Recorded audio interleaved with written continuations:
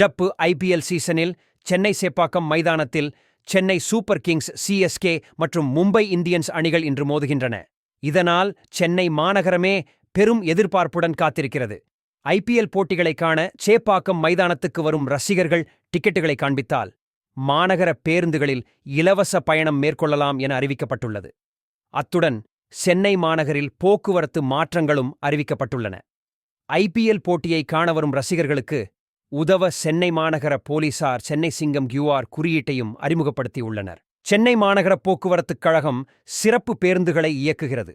மேலும் ஐபிஎல் போட்டிக்கான டிக்கெட்டுகளை வைத்திருக்கும் ரசிகர்கள் மாநகர பேருந்துகளில் இலவசமாக பயணம் மேற்கொள்ளலாம் எனவும் அறிவிக்கப்பட்டுள்ளது.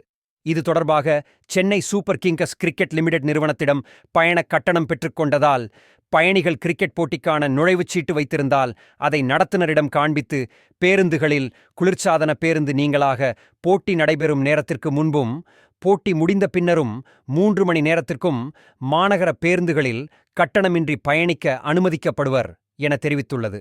இதேபோல சென்னை மாநகரத்தின் பல பகுதிகளில் போக்குவரத்தும் இன்று மட்டும் மாற்றம் செய்யப்பட்டுள்ளது.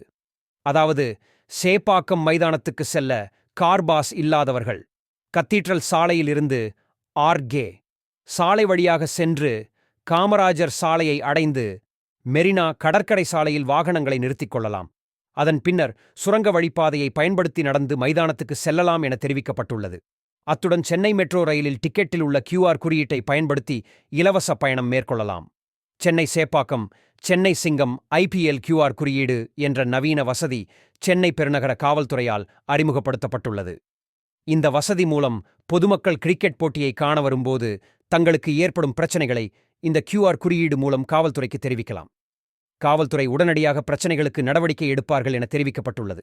மேலும் இதுபோன்ற செய்திகளுக்கு இந்த சேனலை சப்ஸ்கிரைப் செய்யுங்கள். உங்கள் கருத்துக்களை கமெண்டில் தெரிவியுங்கள்.